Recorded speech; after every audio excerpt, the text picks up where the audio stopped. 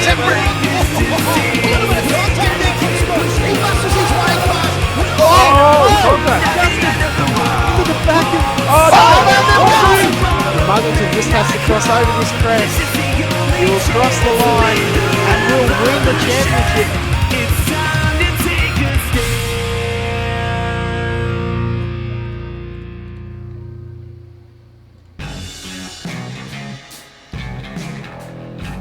Hello race fans and welcome to another week of V8 Supercars America Series.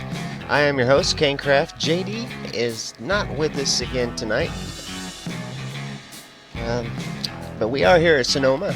We're going to run the Cup layout here tonight. And this is going to be a sprint race. These guys are going to be able to get it all done without making a pit stop. And I'm looking for it to be an exciting run here today. I'm going to be bringing you live pictures here in just a second. This always takes me just a second to get this done whenever I'm by myself in the booth here.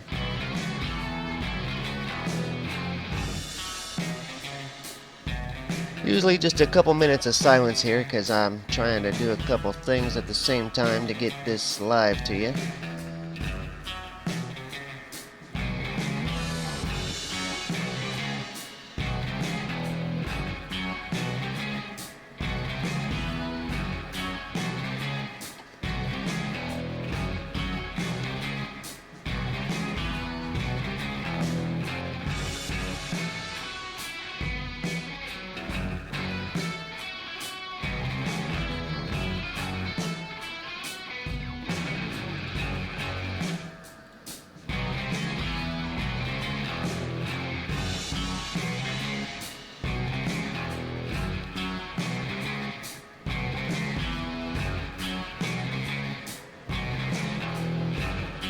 Alright, I am live here, got some pictures on the air for you guys. As of now, it's looking like Ethan Greg Golt is, well, I guess nobody's put in that top time yet.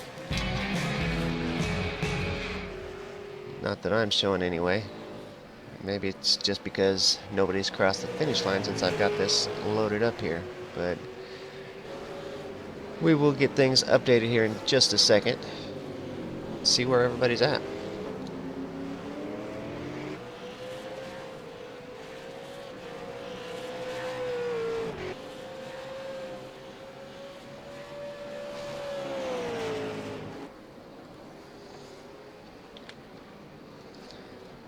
Brett Cananzi with us tonight. He was on the pole. Ethan Greg Golt just crossed the line there. He is going to take over that number one spot with a 1 minute 12 seconds .9.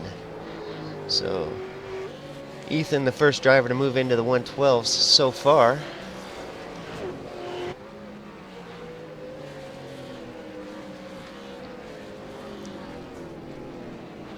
Jake Blackhall with us. Right now he's in 5th, Mitch McLeod 4th, Marlon McMullen 3rd, Brett Cananzi 2nd, Ethan Greg Golt 1st so far.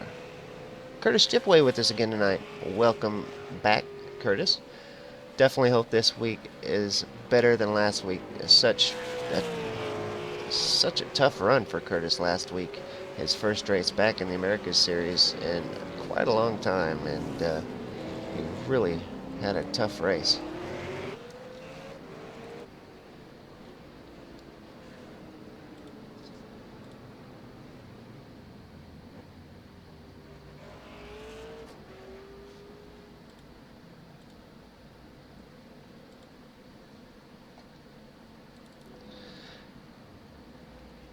I want to take just a second to wish a happy birthday to a couple of the Australian drivers here in the series. First person I want to wish a happy birthday to is the last year's champion in the Kumho Tire Series, Justin Ruggier, or Justin Ruggier as we call him in America. His birthday is tomorrow for us here in America, but I think it is today in Australia. Also showing as tomorrow, Ian Ford's birthday. So a big happy birthday to those two guys.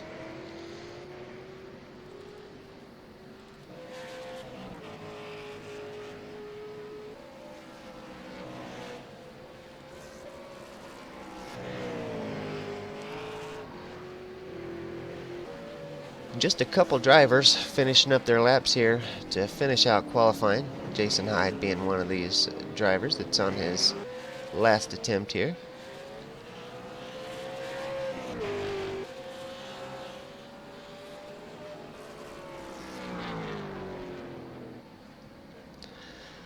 Nice lap from Jason. Just wasn't quite enough to bump him up there. He did get ahead of Jake Blackhall. He bumped Jake Blackhall down into 6th.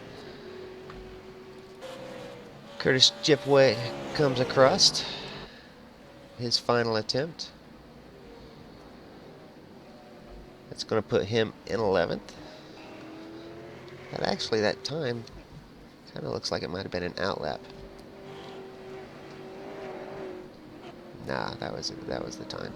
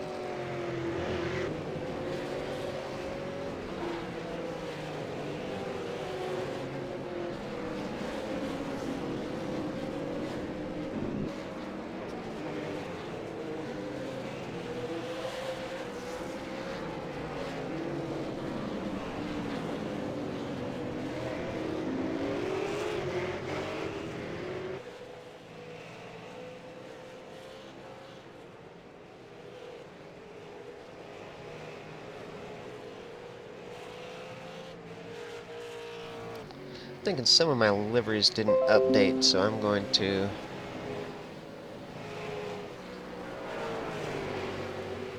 update those liveries real quick and make sure everybody's doing all right. Ryan Shelton into the pits now with some serious damage. I didn't get to see what happened to Ryan, but the car is pretty well beat up. As I mentioned, I got no JD here tonight. Got a friend that's come in to give us a hand, somebody you all know very well. He's helped me quite a few times here on the broadcast and does a fine job on his own. Brenton O'Brien. Brenton, thanks for offering to help out here today. Nah, cheers, Kane, and welcome everyone. Sorry about that. I was actually just jumping on to have a look and saw you flying solo, and it's always good to help a good person like Kane out, and does a wonderful job week in, week out. So I'm just looking on at the moment, Kane. I shouldn't be too long. In fact, I'm on right now. So 40 laps of Sonoma, and it's a real grind here. There's no doubt about that. Yeah, these guys got plenty of Sonoma practice over the weekend as they run the V8 Supercars Online Premier Series this weekend at Sonoma, and it was a lot of fun. What a great race that was. Seeing a lot of the same action here today as well. These guys doing a great job. Bumper to bumper from third on back for a couple positions there, so we're going to have some good close racings for several of these positions tonight. Yeah, we will, and no doubt it's great to see Ethan Greg-Gault back, four-time official champion in the SDC car number one, and it puts in a solid performance when he gets in there. He's not as we don't see him as much at the moment. He's obviously got commitments elsewhere. Brett Cananzi, this guy is a star for SDRT. He's being wooed by quite a few teams. Let it be known there, Shane, if you're listening. So just be wary of that. But a second place for for Brett in the car number 9. Yesterday's winner, Marlon McMullen, did a pretty comfortable job yesterday. Mitch McLeod has had some inclined to get these guys from start to finish, and up the front there, as we said before, Ethan's just that 1.3 seconds out from Brett Cananzi. Marlon McMullen looking very, very menacing there, and the real battle here though is between Mitch McLeod and Jason Hyde. So these two guys, the Pro Performance car and the Talk.com car, are battling away here. Limited opportunities to pass at this track, it has to be said. So it's just a matter of being patient, waiting for mistakes. Stick your nose in there when you need to, and hopefully everything will work out well. Yeah, you said it. There's just a couple places for these guys to make a pass, and that we'll always want to keep an eye on them as they come to the hairpin. That's where a lot of these guys like to get that move done. They can kind of take that corner a little harder than the next guy, and try to sneak it in there and get that pass made. And we'll see quite a few passes be done there today. But like you said earlier as well, Ethan Greg-Gault with us today. He's not been with us the first 3 rounds of the season. He does have some other commitments, trying to get his Mazda MX-5, I believe, is what he's got, that he's trying to get on track so he can get some real world car time going. And of course, wish him all the best there. Again, if you didn't catch it earlier, I was in the middle of doing several things at once, but I do want to wish a happy birthday to Justin Regier and Ian Ford. So happy birthday to those guys. Yeah, happy birthday to both those boys. Both got a lot of talent, and I know 40's at the Gold Coast in Queensland at the moment, and he'd be lapping up the sun's beautiful day down there from what I can see. But happy birthday to both Justin and to Ian, both very great supporters of this V8 category, not just now but also into the deep past, and we hope to see plenty more of them as the season goes on. And of course, Ian Ford's actually the leader of this series at the moment, in front of Josh Rogers. Neither of them here at the moment, obviously. But Mitch McLeod, in the meantime, a 113.7 has just stretched that out over Jason Hyde, a 14.3. So maybe a small little error there by Jason Hyde. He's got Jake Blackall now not far behind him. Jake Blackall, the Maverick Welding car, is just 5.8 seconds off the lead. Certainly Ethan, after 6 laps now under 7, hasn't streeted the field by any means, but tactically right now, you don't have to rely on your fuel burn, you don't have to do anything else like that. tactics all with tyres, and if you can keep your tyres alive, I know a few of the boys said there was issues with tyres yesterday. Weather was pretty much the same as today, so let's just see if they can hold on to their tyres. Yeah, I think he nailed it again, Brenton. Tires is going to be the issue today. These guys got enough fuel to get through the entire 40 laps. They don't have to save. They can push it the whole way. But tires, with the temperatures here at Sonoma, tires can definitely be a problem. So they're definitely going to want to baby those tires through this thing. Yeah, and we've got a few casualties already. Shannon Mason, Zach Thomas, Tony Kloosterman, Victor Tanaka, Ryan Shelton. I'm thinking Gary Cooper might have an issue already. So some cars in early trouble. What that's done, though, is Rory Windrum in the car number 10 has significantly improved his positioning here from 18th up into 9th position. Michael Talajanak from 19th into 10th, and if you ever get a chance, have a look at the start of the OSR race on Wednesday night with Mick Talajanak. He's apologised for it, but holy heck, I don't know whether to laugh or cry, because started 13th on the grid. Just moved forward a little bit before the starter's gun went off, and he just thought, well, if I'm going to get a black flag, I might as well be committed to it. And by the time they approached the first turn, he went from 13th to 1st. So yeah, really got stuck into his work there. But he did apologise for it. But obviously things are on the improve today for him. Now, are those OSR races being broadcast nowadays? Yeah, I believe they are. I think the Slipstream do those races, and we've actually just had a position change here. Talking about Michael Talajanak, Quentin Young in the Botlow car, the car 18, has just overtaken Talajanak there, and we've also got Adam Crane in that Red Bull livery car not far off the back there. So this is a good little battle here. Talajanak looks like he's got a little bit of damage to the front right. Yeah, the OSR races are broadcasters Wednesday nights in Australia. I think race time's about 8:30, about Australian Eastern Standard Time. So if the V8s get their fair share of coverage, there's no doubt about that.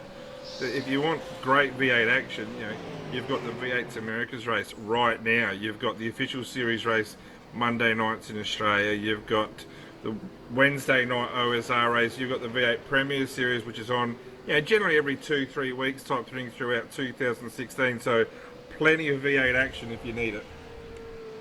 There definitely is, and I think that's because the V8 Supercars never disappoint, man. The action that these guys bring to the track each and every week is stellar. Yeah, and also I forgot to mention Redback Racing TV, or RRTV, cover the SDRT Endurance Series, which this Friday night coming up. There's a race there as well, generally a 4-hour race, hosted by Shane Rayner and his crew at SDRT. So that's also a really good series to get involved with. There's Tuesday night V8 racing with Angry Birds run their series as well. So, it's wall-to-wall V8 action if you need it. Yeah, that series is run fortnightly, every other week, I believe. And it's really starting to gain popularity. It's really become an endurance series that a lot of the guys really enjoy. Yeah, and it's really well run, and they've got random safety cars, which is... I love the random safety car, I must admit, because it bunches up that field, creates tactics, and the safety cars are put in at the time where you think, whatever we do, let's not get a safety car now.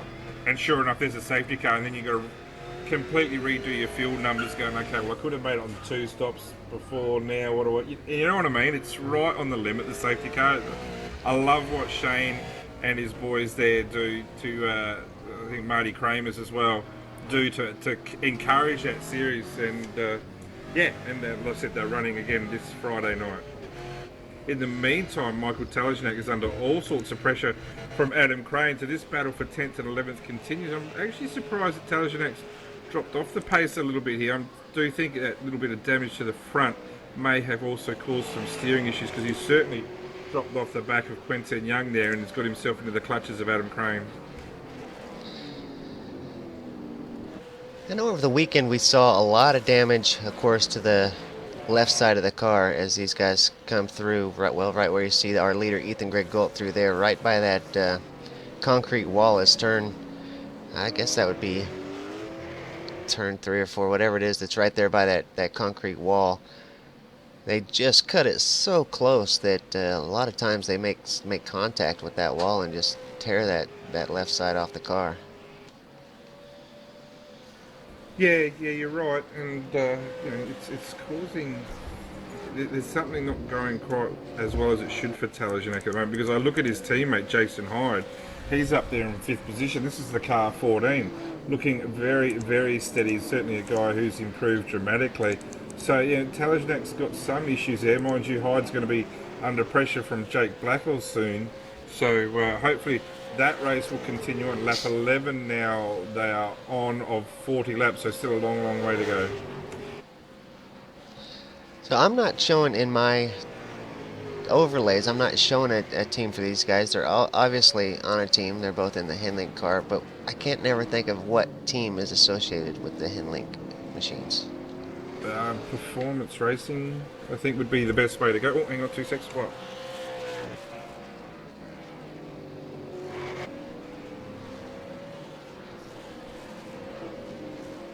Sorry, mate. Just home duties to tend to there. That's perfectly fine. The wife before strife, if you know what I mean. There you go. Jake Blackhall starting to reel in Jason Hyde. Looks like he's, well, Jason's internet connection interfering with the results I'm getting here. So we'll move up and check on our leader, Ethan Greg Gold, out in front. He's got over a second and a half on Brett Cananzi, which is actually a spectacular job from Brett Cananzi. Yeah. A lot of times when Ethan gets out in front, he just leaves the field, and a lot of times by 13 laps in, we'll see Ethan 10 seconds out in front. So a great job from Brett to hold on to Ethan this far into the race. Back behind Brett Cananzi, 2.7 seconds back, is Marlon McMullen. Marlon trying real hard to reel in those guys, but they just keep pulling away just a little bit. And then, of course, a hard charging Mitch McLeod back behind Marlon. Mitch really putting some serious pressure on Marlon up there. Mitch, of course, with a horrible bad luck in the race this weekend, so looking for a little bit of redemption today maybe. But I know everybody's done it. Mitch went from qualifying over to race and forgot to change that setup over to the race setup, and man, he was probably the favorite to win in the Scops race last week, and didn't quite get it done. Had to pit after just 8 laps because he was running his qualifying set, and but still a great performance from him. At the same time, he did just have to one stop like the rest of them. So, he did get the new tyres on. It was a disadvantage, but it wasn't a massive disadvantage, I don't think. And I think he'll probably say the same himself. He did get burned a little bit. In the meantime, this action from the car 14 and from the car 8, this is certainly livening up. Just saw Jake Blackwell have a real decent look into turn 1 there. These guys, Blackwell and Hyde, have got Peter Simons in an SDRT car. He's going to get out the way from very, very well. But this is the action here to keep your eye on, and Jake certainly looking racy. And I'll say now, generally every season I'll say who I think's the most improved, and there might be some of that going, oh, he's an ERO driver, but it's nothing to do with it. I think Jake Blackwell so far this season, considering he also has commentating commitments on the Monday night main strength of field race, I think Jake Blackwell is the most improved V8 driver this season so far. From what I've seen, I can't disagree. He showed up and he won the first race of the season here in the Americas Friday night race, and did it in great fashion, and then came back and had another good race. And he really has been doing quite well, so I'm super happy to see Jake here in the series and doing as well as he is, for sure. Well, I'll get a snapshot of this car because it'll be the last time you see Jake Blackwell, certainly for a long while, in a Maverick welding car. The team just this week announced a new sponsors come on board, MPMS Motoring Simulators, so a great little setup there in Brisbane, which we can talk about later on if we need, but this will be the last time that he runs the car. As with Ian Ford, they'll both be in different skins next time. You see him, and Hyde makes a mistake. So just got on the power that little bit early. So much wheel spin, wasn't able to catch that tank slapper, and his day will be done. You can be assured of that. Yeah, the steering is certainly messed up on that machine now. But also fighting a little bit of an internet connection, and that can cause some drama too. Maybe that might have helped contribute to some of that error in the car that caused that incident. But tough break for Jason. It was such a good run he was having. Yeah, it was a good run, wasn't it? And well, that's really released Jake Blackwell now. So let's just have a look at that across the stroke last time. 9.7 on the leader for Jake Blackwell, but probably more realistically, he's just about to go across the start-finish line now. He's exactly to the letter, 4 seconds behind Mitch McLeod. So let's see if he makes gains there. In the meantime, back to the Talishanak Adam Crane battles. This is the car 19 and the car 12. This is heating up again because they've got Quentin Young back in their sights as well. Tyre life, this is what we were saying before, Kane. You know, when's the time to go hard? When's the time to start looking after your tyres? Maybe Talishanak's been looking after his tyres this whole time. I don't think so personally. I think that damage has kind of burnt him there a little bit. But he's now the lead Pro Performance team member out there. So he's got to show the flag up into 9th position.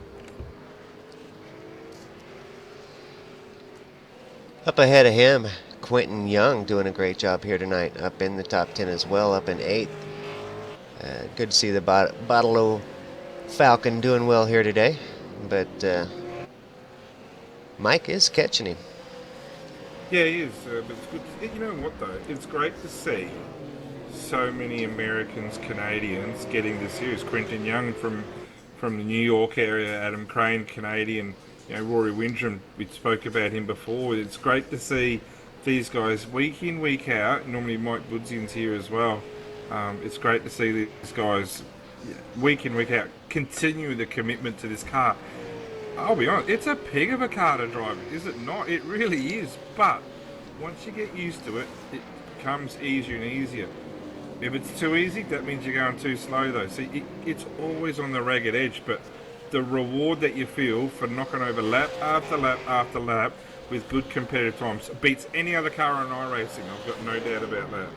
I gotta agree 100%. I mean, the reward for figuring this car out, it's got to be the greatest because this car takes the most patience and the most practice. And whenever you start driving it and you're 2 or 3 or 5 seconds off of these other guys, and you're like, man, how can they even be that fast? And then you just keep driving the car and start seeing that time come down whenever you get into a race. And you know, at first you're just racing to finish the race without having any incidents, and then you start where you're wanting to keep up with everybody, and then you get to where you're actually racing, and that's whenever you really start to feel that you're talking about that sense of accomplishment, just because you were able to have a good race with these guys all the way through. And then from there you start moving up the field, and we've got to see it with 4 or 5 of these guys as they've come in through the seasons and just follow their careers, and it's the most rewarding thing to watch these guys. And then like with Zach Thomas, a couple weeks ago we got to watch Zach Thomas. He actually finished 2nd place in this main Friday race to a really strong field, and it was really exciting because we've watched Zach come in and start at the back and fight to just keep up with the field, and then fight in those back positions, then fight in the middle positions, and then to watch him fighting for that 2nd position and do so well. I'm sure it was extra rewarding for him, but just as a fan of the series, it was exciting to watch. Yeah, it was. Hey, listen, talk about exciting to watch there. 1 second is the gap between our leader, and it's actually closing. 1 second between Ethan Grigalt and Brett Cananzi. Whether Ethan's just putting that little bit of a line out, bit of a bait out, bit of a hook out, just to see if he can keep Brett interested. But, you know, hats off to Brett. This has been one of his finest drives so far here at Sonoma. Not a track I reckon that's really suited to these guys. It's such a tight, twisting. You never seem to have the car completely balanced. But, yeah, hats off to Brett Cananzi here. This is a great drive. A 13.612. 1/10 of a second quicker than Ethan Grigalt, but let's all pretend that he can get up there and catch him. Where does he find the gap to get past him? Yeah, Ethan Griggle is extraordinarily good at being in that number one spot. So it's definitely going to be exciting once he gets up here. If Brett gets up here, which he's doing a great job. He's reeled in another 10th. Now, coming into this turn, he's came in awful hard. We might see him reel in another 10th here. But Ethan, very good off the hairpin there. That's going to push Brett back to the full second back behind. But yeah, this is going to be good because catching Ethan is one thing, getting around him is another. We might see a really close battle here for a long time. Yeah, well, it's actually dropped again, so it's now under a second, and yeah, it's not like you'd be, utilising the slipstream to keep up with him here. There's no real advantage here as these guys go down this hill. It's actually a lot more steep than what you think into this. It's third gear corner. Some guys take it in second gear to get that extra bit of turn in, and then this part here is a passing opportunity. It's a little short stab there, isn't it? But you do get that opportunity with a better drive and a bit of momentum out of the turn 5, I think it is, to get your nose in there. But this is a section here. There's no chance in heck of making a passing move there.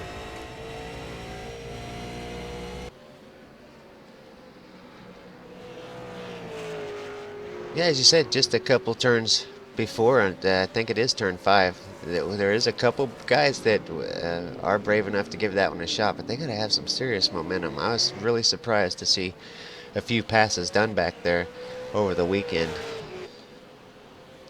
Yeah, well, Cananzi again is taking chunks of time there. Now a 13.5 to a 13.7. We're down to 7/10 of a second. This has been chipping down the entire time. He's pretty much there now, isn't he, really? But there's just so much wheel spin now.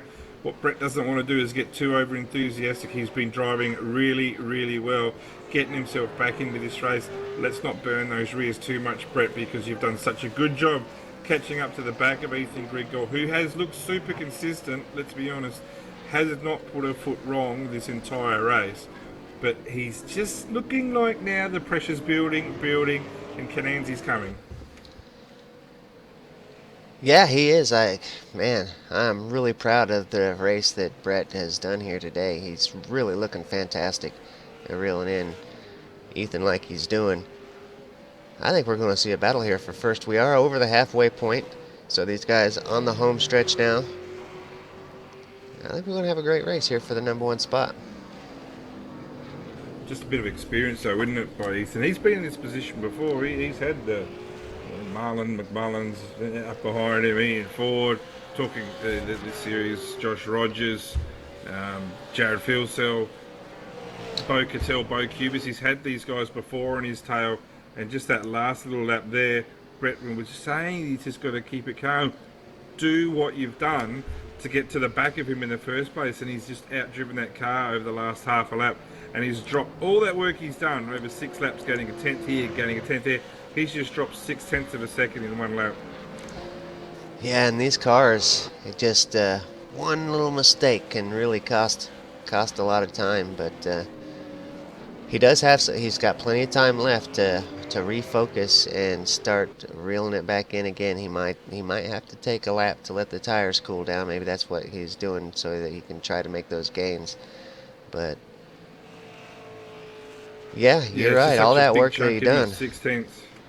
Yeah, and it's just something simple, and you could just see him trying just that much harder, and the rears were just working so much harder. And I wouldn't think again he's gonna. Don't think he's dropped any time this lap. But as they come up now around the last turn, so Ethan Griggle through the gears 4th, 5th will touch 6th lightly, and he does a 13.7. Cananzi with a 14 flat. So playtime's over. I think he put the bait out, put the hook out, and saved his tyres. And let's have a look. From 7/10 of a second 2 laps ago, it's now 1.6 seconds. Let's see what the real Ethan Griggle can pull out from here on in.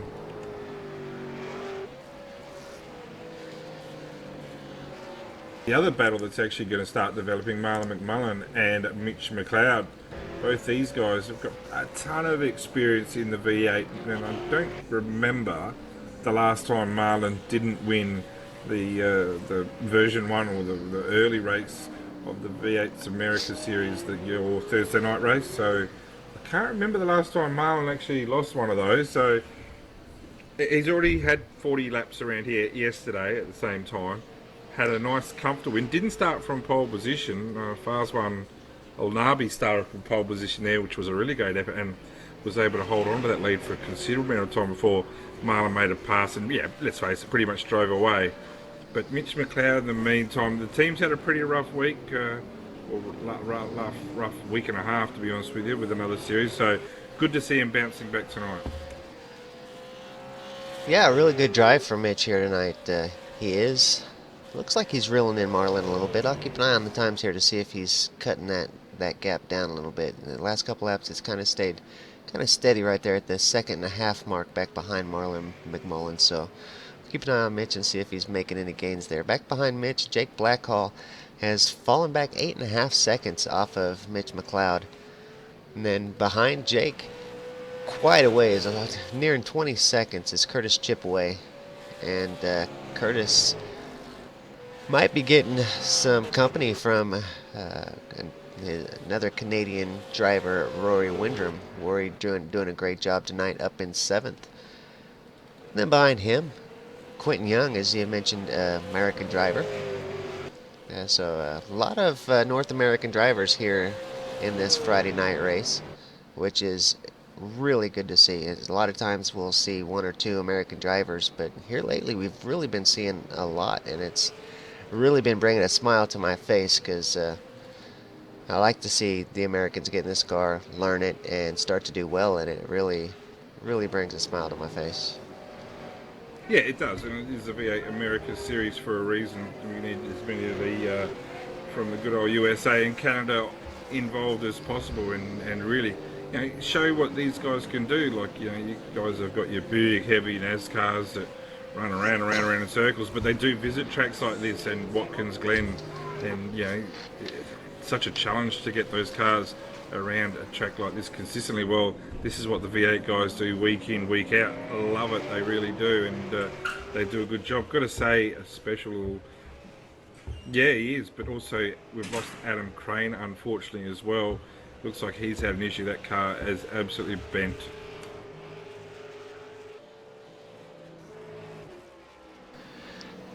Yeah, I seen Adam enter the pits earlier, and I didn't get to see what happened to the car, but it was like all the other cars we've seen entered. Is like whenever the guys mess up here at Sonoma and take damage, it seems like it's really bad damage. All the cars that had to go to the pits.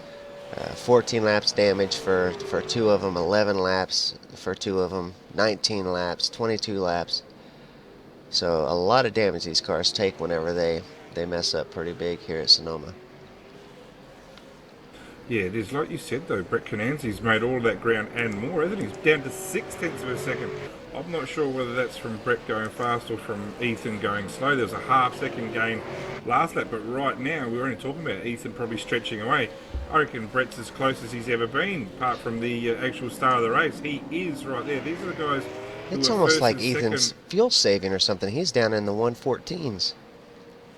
Yeah, well, just having a look at the quality time, there was only 2/100ths of a second between these two, so Cananzi has been able to show some genuine pace. But let's have a listen. We'll go on board with Ethan, and we'll see if we are fuel saving at all. Yeah, not much to see there as they enter the last turn here. They've got some lap traffic in front of them. That'll be Chris Maxwell. Let's listen in for a lap there, Kane, and see what we can get out of Ethan Grigol. Sounds like a plan to me. It's always fun to watch a driver like Ethan Grigol around this track.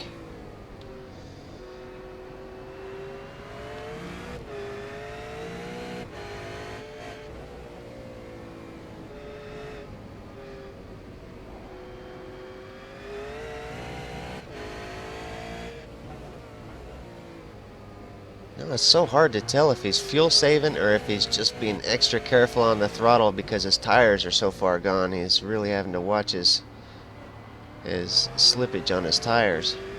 Yeah, he's not fuel saving, but there's nothing there that convinces me that he's fuel saving.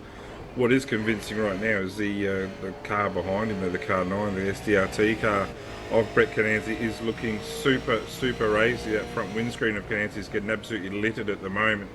But he is there. But Ethan knows his breaking points. He knows how to defend, and at the moment he still doesn't feel like he needs to defend at all.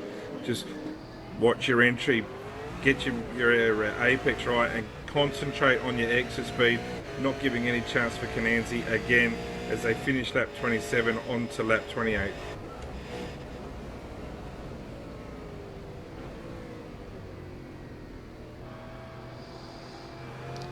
I was on board with Brett Cananzi and they passed that Red Bull car. I was scared for a second. I thought it was Marlin.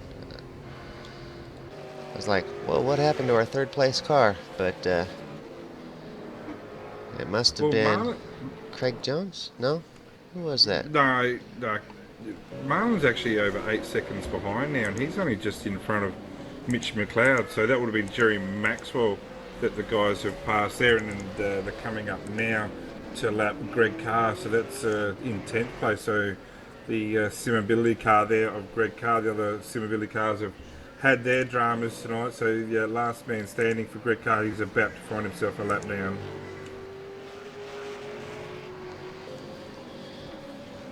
Yeah, I think each and every one of the Simability Never Quit Racing machines have had some drama here today. Greg Carr is the only one that hasn't had to enter pit lane for some repairs, but as you can see on the car, he has definitely had his share of troubles today. Yeah, but it's, like you said, it's one of those tracks that's unforgiving, isn't it? And you know, there's some tracks where if you make a mistake, you know, there's quite a lot of runoff area. But this one here, if you make a mistake, there's no runoff area.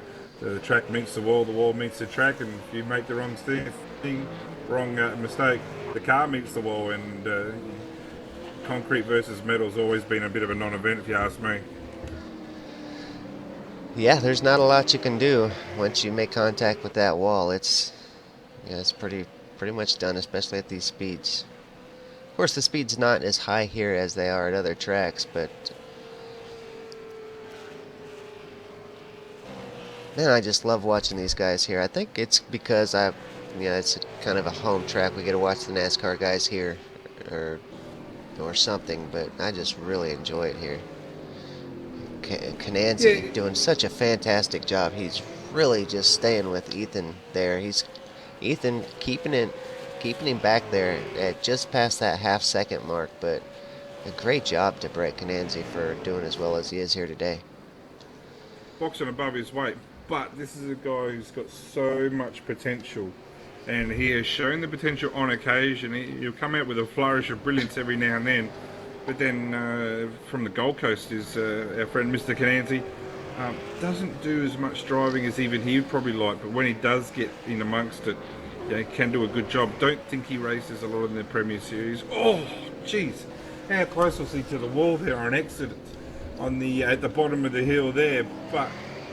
Yeah, he's with his real life commitments. Very, very busy, and does a lot of go-karting too, from what I'm understanding. Between his playing guitar, Brett, you're a terrible guitar player. No one said it to your face. Hopefully, you were listening later on.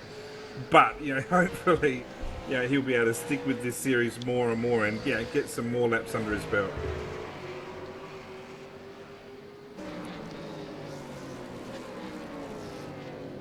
So more lap traffic in front, another Simability car that had issues. The car 4 of Zach Thomas, exactly the same as his teammate the lap previous, gets out of the way in exactly the same manner. So Cananzi and Ethan Greg Galt, the battle continues. Well, it hasn't really been a battle, has it? It's just been Cananzi shadowing Ethan Greg Galt, waiting to see if Ethan's going to make a mistake. Well, if Brett's going to do that, he's going to be waiting an awful long time, because Ethan isn't big on making mistakes. Drives a really, really steady pace. Brett's going to have to find a way to get his nose up there just to interrupt the rhythm of Ethan Greg Galt. In the meantime, back here, we've got Marlon McMullen in the car too. Mitch McLeod has finally got to him. So this is a battle that will go on. There's no doubt about that. Lap 31, so for the next 10 laps, 9.5 laps, these guys will get right on. This will be the battle worth watching because Mitch has been generally the faster of the two over the last half dozen laps. So, and Mitch isn't going to hang around and wait for an invitation. If there's a chance there to get himself up on this podium, he will get that opportunity. He will make the most of it. Yeah, I agree. These two have done a lot of racing with each other over the last couple of seasons, and I think they're both pretty comfortable racing with each other and give each other the respect that they need on the track to be able to get a pass down on each other. I think if Mitch has a good move on Marlon, I think we'll see Marlon, give him the room to let him by, and I think we could definitely see a good battle here. Yeah, and just two different driving techniques as well. Like with Mitch, you find that he'll get on the brakes earlier, but slow down slower. You know what I mean? Like he's on the brakes longer, but seems to be more controlled going into a corner, giving him the chance to position himself within the corner. Whereas Marlon is more of the traditional get on the brakes really hard, and then maintain the drive through the corner. So two different styles here. You probably pick them up, and Adam Satinga's out there is waiting to hear the words. They're fully committed. Adam, these two are fully committed to what they're doing right now.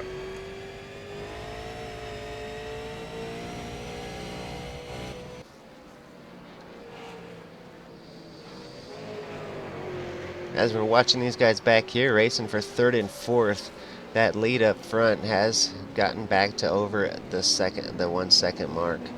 So Ethan's starting to pull away again. Just a little bit. Got back to about where Brett was a dozen laps or so ago. But as I say that, Brett's taking it back down again. He was at 1.2 seconds. Now he's down to 1 second. So we will probably see, there's 8 laps left. We'll probably see Brett get up here and give it one more go. Well, is it a case of Ethan, who now actually, unless it's just my screen here, Kane, Ethan looks like he's carrying damage to me. That might fix up as he goes across the start and finish line. But that front left, and the left side of the car on my screen looks damaged. Hopefully it's just a little bit of a glitch that we're going through right now for his sake. Otherwise, Cananzi's going to get closer and closer and make those mistakes start to happen. Yeah, there is damage showing on my screen as well. So we'll watch as they come across the line here and see if the car fixes itself. To those viewers that are watching that may wonder what we're talking about here, iRacing software kind of predicts where these cars are going to be in order to kind of cut down on some lag issues and things like that. It's just kind of how the software works. And as we see the damage there repaired on the Ethan Griggolt machine. Yep. At some point in that last lap, Ethan got so close to one of the walls that the iRacing software thought that he was going to hit it. So it went ahead and made the visual damage to the car. And then it realized that, in fact, Ethan did not hit it. So as he crossed the line, it made those repairs to the way the car should be. Every time I hit a wall, I think to myself I shouldn't have hit it, and I would hope that iRacing fix that up. But no, my hits are generally pretty real. But like I said, is it a case of Ethan's times, not being as consistent as he'd probably want? Let's have a look at his last times. In fact, no, actually, no, they're pretty good. 14 flat, 13.9, 14 flat, 13.9, 14 flat. It's certainly not him yo-yoing. Let's have a look at Cananzi on the meantime. 14 flat, 14.3, 13.8, 14.3, 13.8. So Brett Cananzi out of the two is the yo-yo here, which shows he's got the outride speed to get there. To get up to the back of our series leader, our multiple series winner, 4-time champion, but whether he's got the chance to actually get there once he's there. It sounds a bit stupid, but he's got the speed to get up to him. But when he's there, what does he do? Yeah, like you say, the inconsistency is definitely there with the Brett Cananzi. Not that I don't understand it. I would be pretty inconsistent myself, having caught up to a 4-time champion like Ethan Griggolt, and man, I would start to get all nervous and jittery, and you'd see my lap time go down too once I caught him, and then I'd settle back down and not that I would ever be in that position, but I imagine that if I ever were, I would kind of do the same thing. Well, I remember once I was actually able to to stick with Ethan for a while. Like, completely forget the fact that his car was completely obliterated from getting taken out early in the race, and the front was missing, the back was missing, and his steering was pointing at 9 degrees. At least I was able to stay with him for a little while, Kane. And there's, every series has it, doesn't it? Whether it's in your F1s, your GT3s, your NASCAR, your V8s, whatever series, Formula Renaults, it does not matter. Every series has a bunch of guys who have that aura about, 4 or 5 guys that you either want to be up with them, love to be in front of, but if you're getting lapped by them, you just find yourself getting out of the way that little bit quicker, you know what I mean? And Ethan Grigol's certainly one of those. Yeah, the series has, I'd say, probably 4 or 5 of those guys that just... Oh, Cananzi way wide. He is going to make contact. That's going to spin the car around. Man. 5 laps to go. Oh, that's such a shame. I can't... That's such a hard hit, and he got so close. 4 laps to go. Really, really hoping that his steering's not too messed up here. That car has significant damage. He's able to get fairly on the pace fairly quickly, but what a tragedy that is. Has put in 35 and a half of the most awesome laps he's ever put in, but that car 9 looking like it's in trouble here. Whether it's got a meatball or not, I don't know. Geez, you'd have to think it probably would, wouldn't you? You would think that was on. super hard contact. You would think it would have a meatball, but the car's driving well. I mean, a little slippery there on exit, but it's driving way better than I ever thought it would after that kind of contact. Well, many would say because it's a Ford, probably looks better with the front and the back missing. So, wow, that's an absolute letdown for him, no doubt at all. And Ethan Grigol, he doesn't need to look over his shoulder now. He can bring that home. Well, who does need to look over his shoulder though is going to be Brett, because he's now lost such a chunk of time, 7 seconds to McLeod and Marlin, that these boys are going to be coming hard. They'll see the red mist right now. Yeah, as you just kind of led to just a second ago. Mitch McLeod now in front of Marlon McMullen. Marlon sticking right with him there. 4 laps to go. Marlon might have an opportunity to get it back, but usually once Mitch McLeod gets around, usually he'll start to pull away, and that's usually a pretty firm deal on that position. But if anybody's going to do it at this point, it'd probably be Marlon. Well, Mitch was so far behind Marlon and has ground that time away, and then finally made his move on the last lap to get himself on that podium position. I don't think Marlon, unless Mitch makes a mistake, is going to be able to come back on him too hard here. Watch for the better drive out from the McLeod car, the car 5. Just drives so easily away from Marlon right there. I would dare say that Marlon's tyre life is at its end.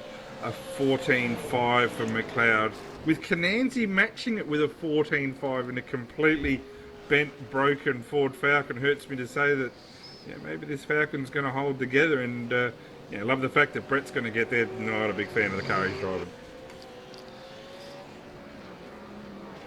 Yeah, we see that a lot, especially with the Australian. Oh, he's going to do it again. No, he saved it. Thank goodness. Oh, jeez. But he doesn't need to be going this hard now. Yeah, he's only got 3.5 seconds back to Mitch McLeod, so he's just trying his best to bring it home. And McLeod's almost lost it as well. So these guys are fully committed. They are right on it. They're not going to leave anything hanging on the shelf just there. They want to see what they can bring to the table. And Mitch McLeod is doing everything he can to make that ground on the Cananzi car.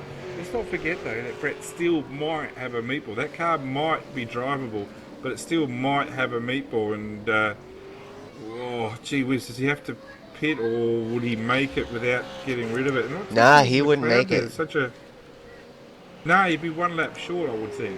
Yeah, I would think if he didn't come in this time when he gets around, that he's probably clear, or he'll get disqualified. But iRacing gives you 3 laps, I believe, to clear the black flag if they give you the black flag for damage. So, yeah, we'll see this time around. Well, he's just run a 14.9. Unfortunately, the cars behind weren't able to put that much more pressure on him. But that gap, it's still 3.4 seconds across the strike last time round. You'd have to think that unless Cananzi's got himself a black flag, which we don't think he has. I don't think he has. You know, you would think that if he keeps it all on the level, he will be fine in picking up what would be a magnificent second place. A little bit tarnished from his mistake, but that was only made from absolutely driving the guts out of this car, trying to get the most and the best result that he could to get up to Ethan Grigol, and you've got to congratulate him for that. Do want to mention that cars positions 1 through 7 are the only cars on the lead lap. Positions 8 through 24 are either laps down or out of the race. Yeah, long race, short lap, so isn't it really? They're doing 1:14s generally and 0.6 of a second gain there, but this is the last lap, and we'll concentrate on our leader because it is the cleanest car looking out there. I don't think he's even hit a bug, to be honest with you, because that car is absolutely immaculate, the car number 1. Yeah, great drive from Ethan Grigol to come in here after a few weeks of not even driving in the series, to come in here and have a win like this and be so clean at such a tough track. I mean, all these cars have got some damage, but all but the Ethan Grigol machine. And maybe the car is getting ready to get around there. That one looks pretty clean. Yeah, he's just done such a good, steady job, hasn't he? And Kane, over to you. All right, to finish up round 4 of the V8 Supercars America Series, that is Ethan Grigol going to bring it home in the number 1 spot. Brett Cananzi's going to come around to the finish line in a really beat-up car from a mistake made just a few laps ago. But what a fantastic effort from Brett Cananzi. Super proud of his drive here today. Then Mitch McLeod getting around Marlon just a few laps ago to bring it home in 3rd. Marlon McMullen in 4th. He's going to take it off and jump the mountains. Jake Blackhall's going to bring it home in 5th. A good run there from Jake. Something happened early on that kind of took him back in the field a little bit, and from there he maintained and brought it home in 5th position. Curtis Chipway with a good run here today after not seeing Curtis for a couple seasons now. Came in, had a not too great of a race last week, but to bring it home in 6th this week, a really good drive from Curtis Chipway. His Canadian friend there, Rory Windrum, brings it home in 7th with Quentin Young, American driver, coming home in 8th. Another American driver, Greg Carr, is going to get credit for the 9th position. And that's all I got on screen, so we'll have to go to the race results for the rest. Yeah, a steady race, has to be said. A lot of damage early on from our 24 cars. But, Kane, I have to love you and leave you, mate. I wasn't planning on doing this today, and I'm time short today, so I've got to go. But, mate, great your job as usual by yourself and JD when they're here. Well, appreciate you jumping in, Britton. Of course, I'm a big fan of yours as well. Appreciate what you guys do on Mondays, and appreciate you jumping in here and giving me a hand. Good on you, Kane. Cheers, all. See you later, Britton. All right, to finish out the race results here, guys, we got, of course, I mentioned Quentin Young in the 8th spot. Michael Cheliankich, I always am going to struggle with that name. Poor Mike, he's got everybody that broadcasts over has to struggle with his name, but someday somebody's going to tell me exactly how to say it, and I'll quit messing it up. Greg Carr in the 10th spot. Raymond Steer in 11th. Craig Jones will finish in 12th, seeing that he got that car back out on the track. Chris Maxwell will finish 13th. Gary Cooper in 14th. Peter Simmons in 15th. Adam Crane in 16th. Jeremy Maxwell 17th. Victor Tanaka 18th. Tony Klusterman 19th. And Zach Thomas 20th. Jason Hyde's going to get credit for the 21st spot finish. Shannon Mason 22nd. Paul Chetcuti in 23rd. And Ryan Shelton is going to finish 24th with a tough break for Ryan Shelton with the first lap incident. If you see your name in the list here and it's listed as a privateer, but you are on a team, I know there's a couple guys in here that are on a team listed as a privateer. shoot me a message and let me know exactly what team you drive for so that I can fix that up on the broadcast and make sure that your team gets the credit that they deserve for your great job here in the race. Well, guys, that was the race here at Sonoma. It definitely had its moments of excitement. We had a couple close races up there at the front, and I do want to apologize to the rest of the field with the accidents and incidents and everything throughout the race. Didn't get a lot of camera time down the field like I normally do. Normally, about everybody will be on camera quite a bit throughout a Friday night, but didn't get to move the cameras around too awful much here tonight. But definitely appreciate everybody that showed up to race here today. Really sorry for the guys that had such a tough race here today. The Never Quit Racing guys, for one, and those guys really had a tough night tonight. But really appreciate those guys showing up and doing what they do. It really takes a good commitment to run in one of these series and show up week after week. And of course, some days you have the bad day like you had today, and then some days you have a day like Brett Cananzi. Fantastic drive from Brett today up there, racing with Ethan Greg Galt, 4-time champion, and Brett's up there racing nearly bumper to bumper for a great race here today. Until that one tiny little mistake that caused some big damage to the machine, but he was able to get it going again and bring it home in second, and I don't even know how. That was such a hard impact. You would have thought that it would have ripped the rear end right out of that car, but Brett was able to bring it home in second place, so great job to him. I'm going to go ahead and bring in our race winner and get an interview with Ethan. We ain't seen him for a while here. Ethan, welcome to the show. A great run today for your first race back. Been a long time. How you been? Yeah. It was an absolutely awesome race. I've been quite good recently, just taking a bit of time off iRacing and all that sort of thing, focusing on a few series at a time instead of running every week. But to come back and have an awesome race like that with Brett was pretty awesome.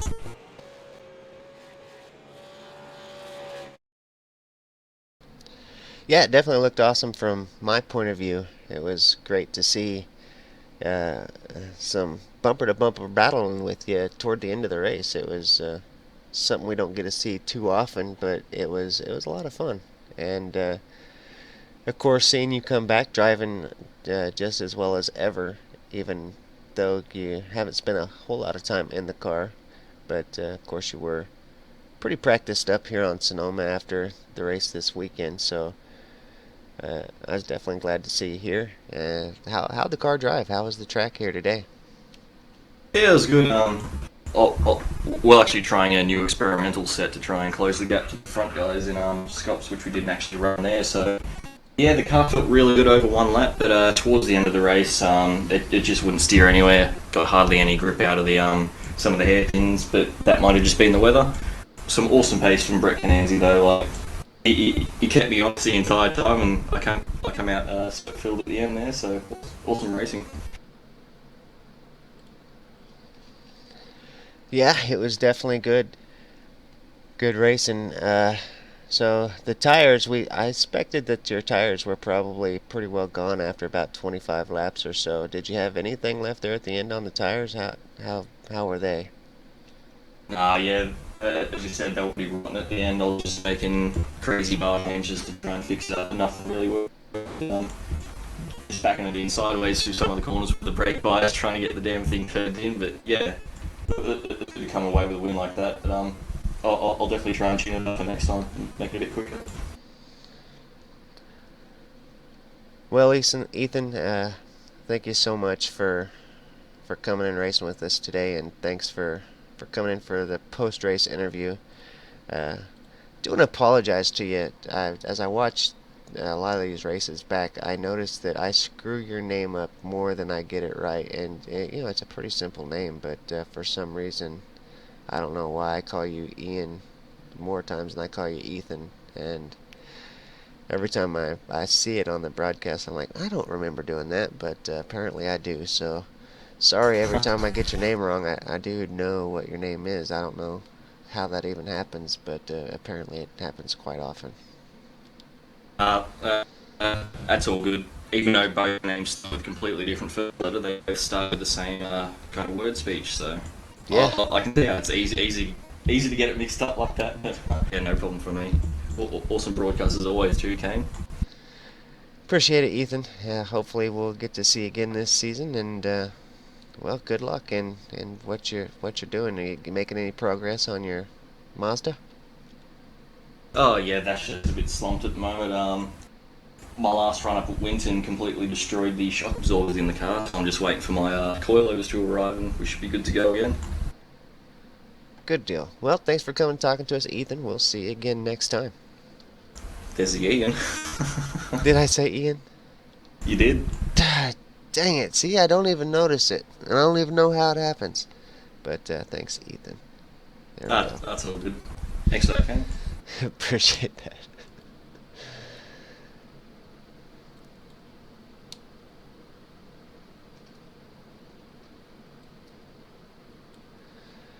Well, let's see. Next on the list, we've got Marlon McMullen. Marlon, welcome to the show. See if I get through without screwing your name up. I tend to get yours okay. Yours ain't close to anybody else's, so. But good race here today. Held on to third, almost clear to the end. Mitch just finally caught you there in the closing laps. Yeah, thank you. Oh, my name should be pretty easy to remember because, my first name's the same as the second name, Nolan McMullen, so it's sort of got a bit of a ring to it. Anyway. But yeah, today's race was really, really good. Before we even got underway, that qualifying was absolutely tight as anything. I mean, like 31,000 for whatever it was between the three of us. That was really, really good. So I knew today was going to be an absolute cracker of a race.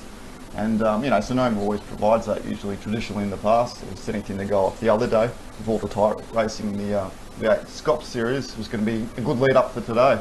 So, knowing that, I knew there'd be a few boys out there today, so I punched out the best lap I could.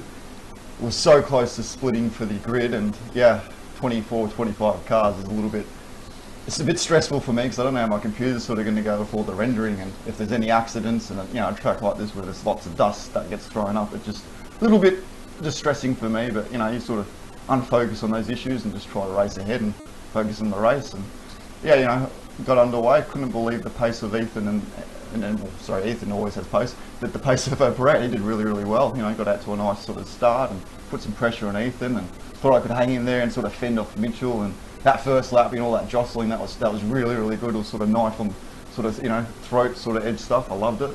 And then yeah, once that sort of calmed down, we all sort of got into the groove and got away. And yeah, Ethan and Brett just took off, which was really, really good to see for those guys. Good pace for them. And yeah, Mitchell and me sort of locked into a bit of a battle. And yeah, I did all I could for the 20-30 laps, but he was coming. I did all I could with my tyres, but yeah, he drove a fantastic race today. So well done to Mitch. Awesome job for Brett. Good confidence boost, and as always, well done to Ethan. Yeah, you pretty much said it. You went through all of them, and yeah, you nailed it. So that's how the race went. Perfect interview as always. You give me so much good detail, and I'm so horrible at this interviewing thing anyway, so that really helps out a lot. That's alright. I've been on the podium not podium today, but been in here one too many times. So, but next week we come back and we do it all again for Sebring. So I can't wait for that. Fortunately for the afternoon, once we finish the race, I've got to go straight up to Winton, which is 200 kilometres away, a couple of hours away. So it's going to be a bit of a long day for me. So it's a enjoyable track. So we'll see how we go. So next week you're going to be off to go see the V8 Supercars again live, huh?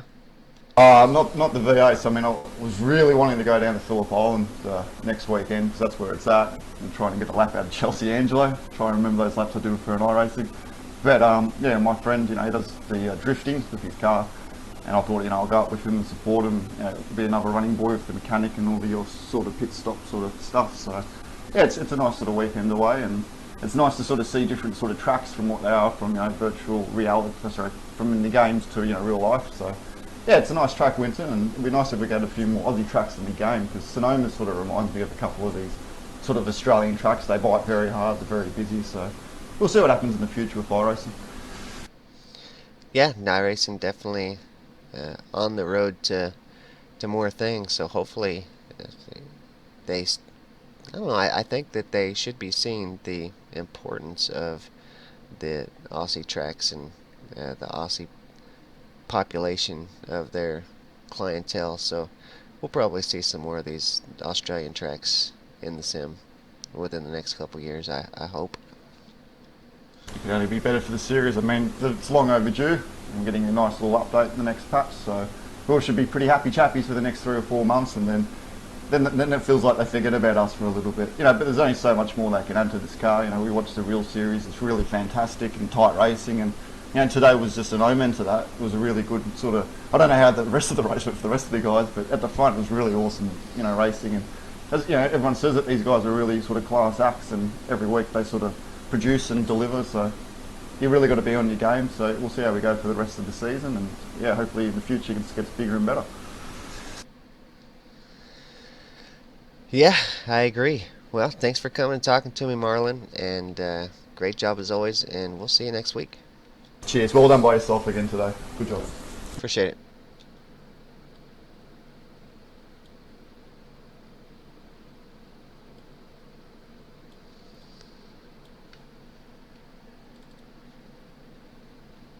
Next, we'll talk to Rory Windham. Rory brought the car home in 7th place today. A great run for Rory. Fantastic job. What do you got to say about that one? Thanks, Kane. It was kind of a hectic first corner, and I seemed to miss everything. And there was a couple other incidents within the first 2 laps that I narrowly got caught up in, but got past it. So I mean, after the first corner, I went from 18th to 12th, and then from then on, it was just kind of a car after a car, and ended up in 7th. But kind of wish I had just a little bit more pace. I think if I had a little bit more consistency, I would have been up there battling with Curtis there for 6th. He just seemed to have just that little bit more than me. So next time, I guess. Well, it was definitely a pleasure to watch you doing as well as you did. A lot of carnage on the track those first couple laps. Definitely probably pretty scary for you. Yeah, it kind of gave me nightmares from from some endurance racing I've been doing lately, and I've just had no luck with the first 10-15 laps in those endurance races, and I thought, oh boy, this is going to be the same thing, but seemed to get through it, which was good. Well, Roy, appreciate you coming in and talking to us. What are you thinking about Sebring next week? I'm pretty excited for Sebring. I've had quite a bit of time on that track. Like I said, I ran that 12 hours of Sebring with the team, and also another endurance race at Sebring. So I've got that kind of muscle memory for it. But the V8's going to be obviously a lot different, riding those bumps in the last turn and turn 1. So we'll have to see if I can get the setup done right and go from there. Yeah, Sebring's definitely a fun track. I like to watch it a lot more than I like to drive it, but it's definitely a cool track. So can't wait till next week and see how things go for you guys. Really appreciate you coming in and having a word with us, Rory. And again, thanks for all you do with keeping track of the points and all that. It's definitely appreciated. Hey, not a problem. Thanks for doing this, Kane. You're very welcome.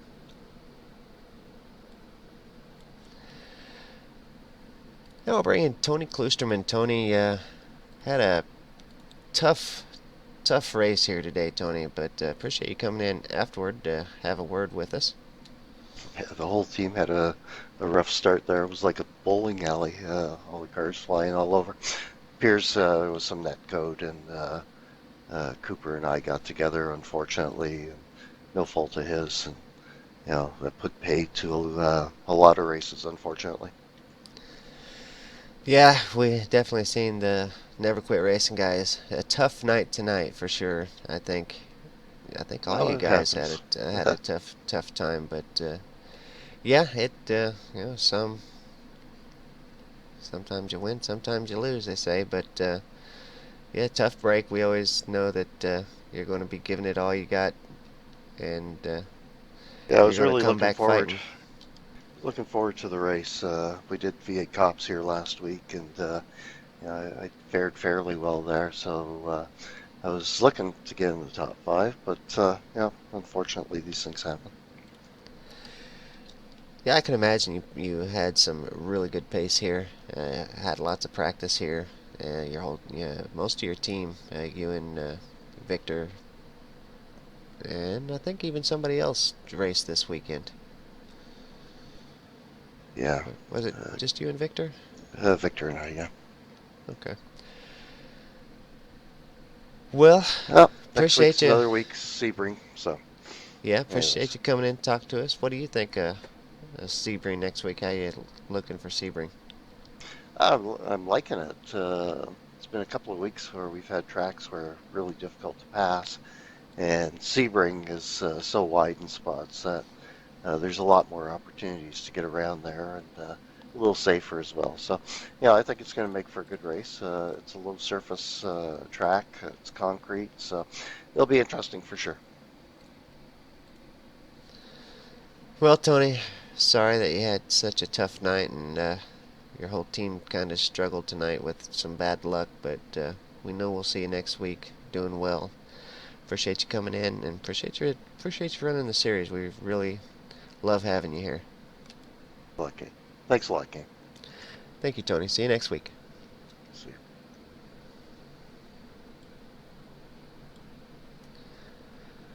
We do got Victor Tanaka. I'm not sure if he is here or not, but are you here, Vic? I'm here. Good. Glad to see you. So a tough race here today at Sonoma. What do you got to say about it? Just very, very frustrating when you have the pace and something happens on the first lap. And to make it worse, I even looked at the average lap times, the results page, and with my average lap time, even after the incident, I would have been good for 5th. So, pretty disappointing when that happens, but it's what it is. Yeah, I agree. It. I could tell just from even up here watching the race that it was heartbreaking for most of your team tonight because all you guys ended up having a tough race here tonight. But we know you guys will come back next week looking just as good as ever and do well at Sebring. How do you think things are going to go at Sebring? Well, let's see. It's a very bumpy track. I'm not a big fan of Sebring, and even less when we do V8 Supercars there. But let's see, lots of setup changes, and to try to keep that car from bouncing all the way over those curves and everything like that. Because the more you can attack the corners without worrying too much about the bumps, the faster you are. So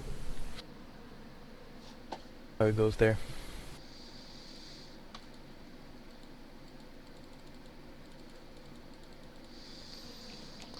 Sorry, I was just trying to get this thing to rewind. I was trying to get to the start of the race, and I just cannot get this thing to cooperate. Usually once the server closes, it gives me some issues. Yep, that's me trying to steer the car that's totally bent. Yeah, that was awful. It's pretty funny. Did you see what Zach did? No, I didn't. I didn't get to see where.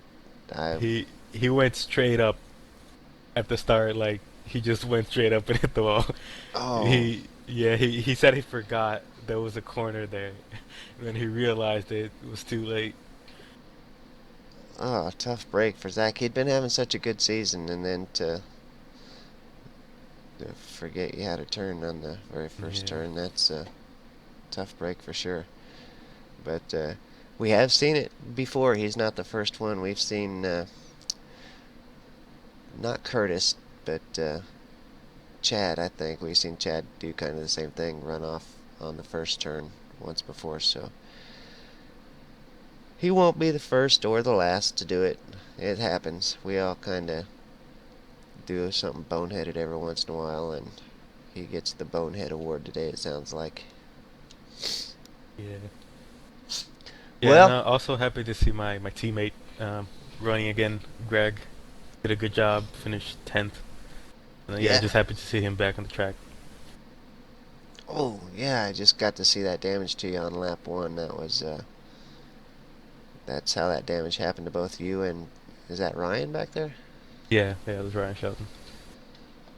Wow. Yeah, Yeah, a little tough bit of first that lap for code. sure.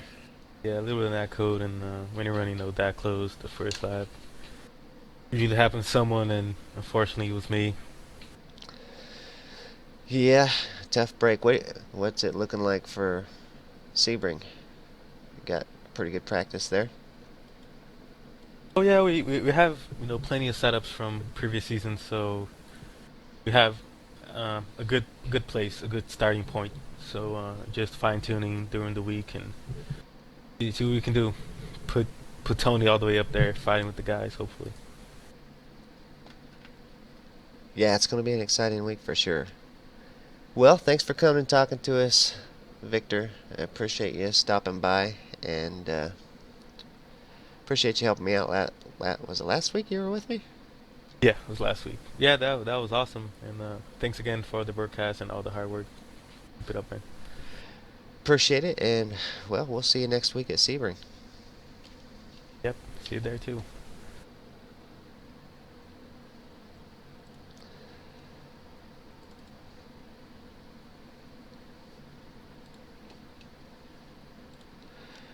Well, everybody, thanks for watching tonight. I appreciate everybody coming and watching on iRacing Live, or even if you just came over to the V8's Online YouTube page to have a watch. I appreciate that just as well. Coming soon, you'll be able to watch us both on YouTube or on Twitch if you prefer. So there's a lot of gamers that have Twitch accounts and just like to watch there as well. So we'll be streaming to both Twitch and YouTube and iRacing Live, if and you can watch whichever one you prefer. Some of the guys have messaged asking about Twitch, so we're going to give that a try, probably starting next week. And yeah, what a great run here at Sonoma. A lot of casualties here today, and a lot of great racing as well. So can't wait till next week at Sebring. It's definitely going to be, I think, even a better race than we had here at Sonoma. So come join us next Friday for the V8 Supercars America Series at Sebring. And I was trying to think if we had anything else going on next weekend. I'm not quite sure, but we do got NASCARs on Wednesday. JD will actually be out of town, but I'll be bringing the NASCAR iRacing Series. Next Wednesday we start that about 8 o'clock Central, 9 o'clock Eastern. And then of course next Friday you can catch us right here at the same time, same place for the V8 Supercars America Series. Happy birthday to Ian Ford and Justin Rogier. We will see everyone next week. Appreciate your time.